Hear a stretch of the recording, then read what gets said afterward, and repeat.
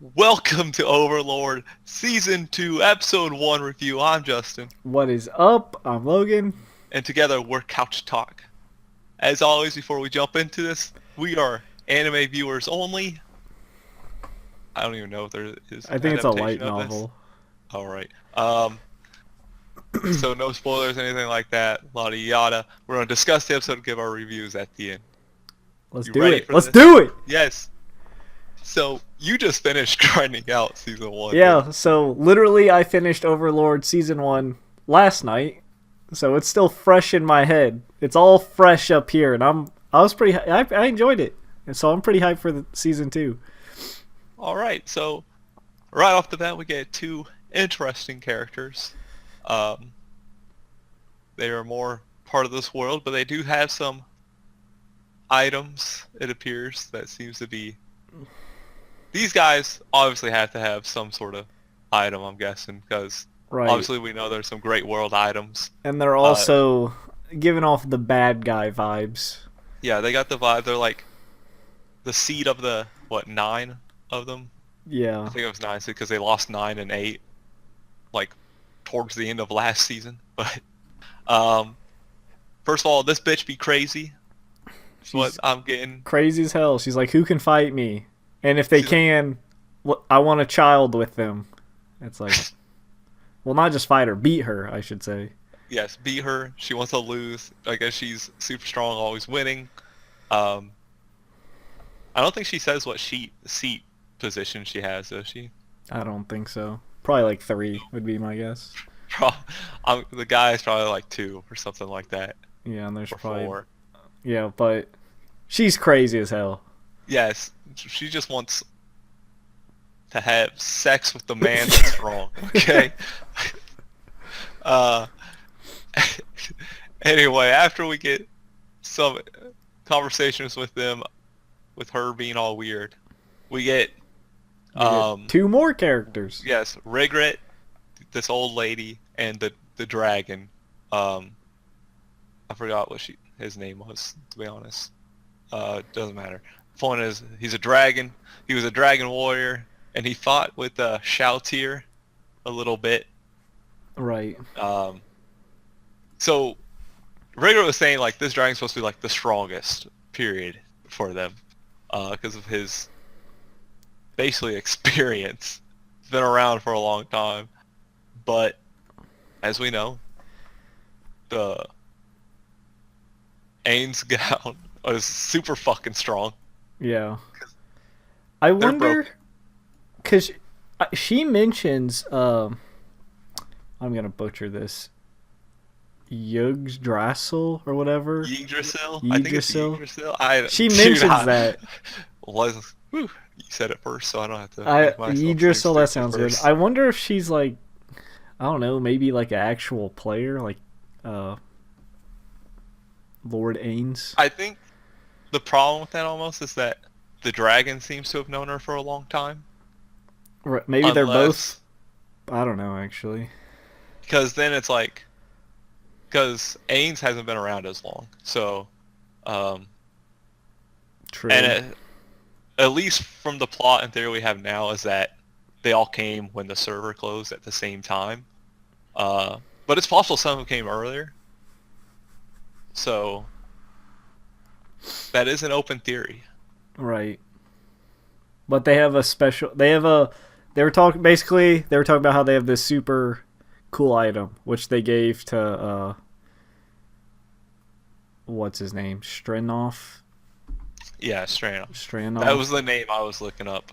Gazif Stronov. Yeah, something like that. We're gonna butcher a lot of these names. Some of these names are just ridiculous. Dude. Yeah, they're just difficult to pronounce, and they throw a ton of names out at you. Yeah, like this episode was just world building and information. That's all this episode was, really, when you break it down. Right. Is them just explaining everything. So you're getting a lot of different information.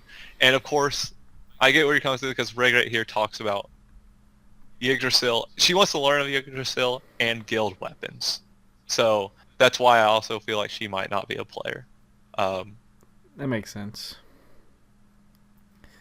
That makes sense. Confused about them. But yeah, we do get Stronov here at the castle because they're getting ready to deal with the war with the Empire, Imperials, a lot of yada. There's some Star Wars shit happening. Like Empire and Imperials. I was like, what's going got on some here? rebels, got it all. Yeah, this episode is definitely a setup episode. It literally touched base with a bunch of different characters, kind of gave a little detail on all of them, Yeah. and it's just kind of like laying out the. It's like, all right, here we go. We're gonna lay out the map, and then we're gonna start. Which they literally lay out the map. So True. yeah, we get the princess and climb. Just some more quick introductions with a lot of these characters. Yeah, they definitely expanded the cast from. It was very focused with Ains down in like that guild, and now it's just Yeah, now like kind of busted open to everyone else. yeah, because obviously we go back to I'm just calling him Ains. I know he's got all those other different Momonga names, Summer. I'll just call him Ains because it's easier, and that's what he's making everybody call him. Yeah. So I will respect his wish and call him Ains. Lord Ains. Yes, but he doesn't like being called Lord at times. He's still like, oh, I don't know what I want.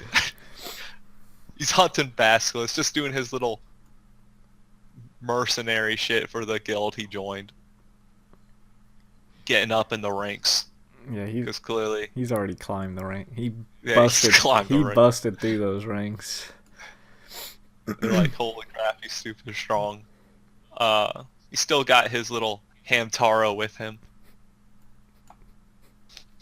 Jesus. He's got That's what it is, man. pretty much. The king, what is he? The king of the forest or something? Yes.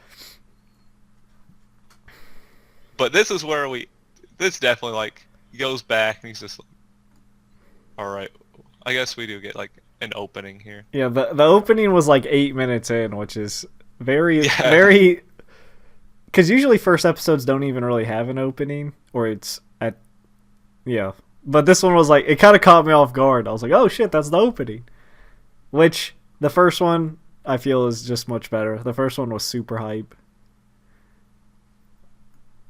This one was kind of short though. I feel like I think it was short. I feel like it was just a little quick. Oh, was it? I don't know. Maybe I'm just like maybe because of when it happened. Yeah. It just kind of feels like it was short, but it wasn't. But yeah, you're right. It is just kind of thrown in there, just kind of random. They're like, all right, we're gonna show all these characters, give you the opening, and then we're gonna go back to the main castle of Nazareth, whatever it is. Yeah, Nazareth. And after we get through all the scene with Albedo, Sorry. due to a little mistake from season 1, went a little pervert vibe there, and now he's got this girl of his life. He's got this girl. Hey, but he doesn't know how to handle it. Hey, he just put deeply in love. He didn't add like crazy obsessed. Like she's expressing it her own way, okay? You can be deeply in love and be chill about it, but anyway. Yeah, this is sort of like there's been some time that's passed since the first season. Shoutier is still just kind of like, man, I've really messed up. I want to just be drinking. Yeah, she's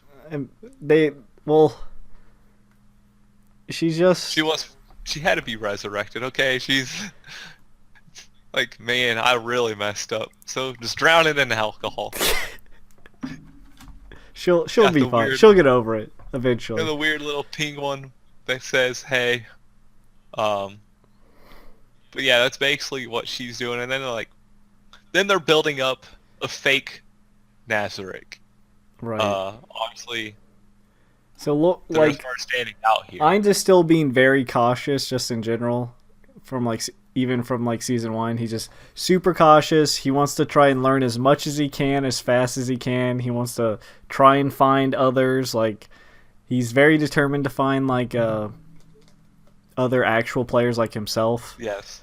He's hoping to find some of his old members, Right. which probably all just quit, aren't even here anyway. But Yeah. it is possible there are some here, and that's why he's really searching.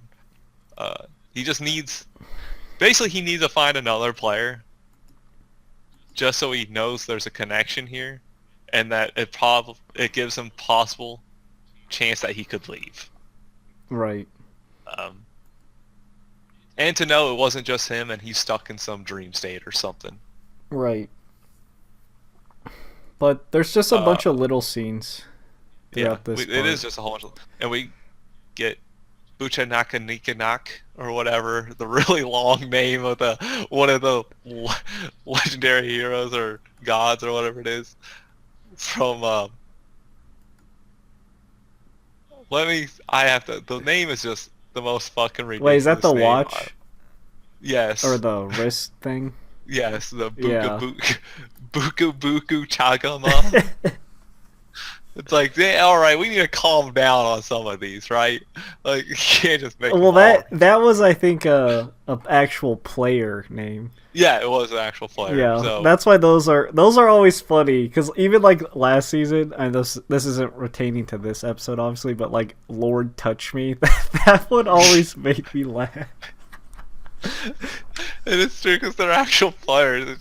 You know, I do like that where they actually keep the realism of like people just being childish with their names. But the funniest part is like all the NPCs or like the Guardians all like revere them as gods. They're like, "Oh God, Lord, touch me." It's just so funny. But you are right. It's just a whole bunch of little scenes. I will say someone I am kind of excited for is, God, these names, dude. What's his name? Cositus, Cocytus, something like that. Dude, I know what you mean. Like, we're gonna be butchering these all season. Yeah, but I'm kind of excited for him. I don't know what they have in store for him, but like he didn't really do much in the first season, and him, the demon, like, oh yeah, the demon guy with the red clothes. Like, he seems like he could be badass too, and they haven't done much with him. Yeah. And really, they haven't done much with the butler either. Oh yeah, Sebas. I don't know, dude. But so if we can get more of them, yeah. But then that'd be great. Pretty much the last scene, just some. Yeah, because it is just world building. The last scene's the new. Yeah, just lizard people. They are just lizard folk. Once he went out to explore the world, came back, he's like, hey, there's something called fish farms. We can do this and we'll always have food. Right. Which is smart. So he's like, hey, I'm building you guys up. Yeah. And then they get a visit from some demonic death face ball thing that was like, the Great One sent me. And you're like, okay, here we go. This is how we're starting. I do like the lizard folk too, like the two brothers. I do kind of like their background, their story there. Yeah. Granted, they might all just die next episode, so it's all irrelevant. But it is there, and it's gonna happen. That's basically the episode. There isn't much to really go into besides the fact that because it was very. Hey, here's a map. This is what's going on here. This is what's going on here, and this is what's going on. Right. That's exactly what happened. So you want to rate it? Ratings? Yeah, sure. Yeah. You want to go first? I'll just give it a 7.5. It was just pretty straightforward. Just a bunch of. It's basically like, here's a plot, here's a plot, here's a plot, here's a plot. This is what we have in store for you. Like, I always give first episodes of seasons kind of like a benefit of the doubt because you obviously have to establish like what's going to happen or what's going on. So I feel like they did a fine job of that. I'm actually surprised they introduced so many characters at first, but it kind of gets you like curious / excited. You're like, okay, yeah, there's a bunch of different players gonna be in this season. But yeah, there's gonna be a lot of stuff happening. Yeah, but that's it. And Albedo comes back as best girl, but you know. 7.5. I'm gonna give it a 7. Basically, like you said, straightforward. A lot of giving us a setup.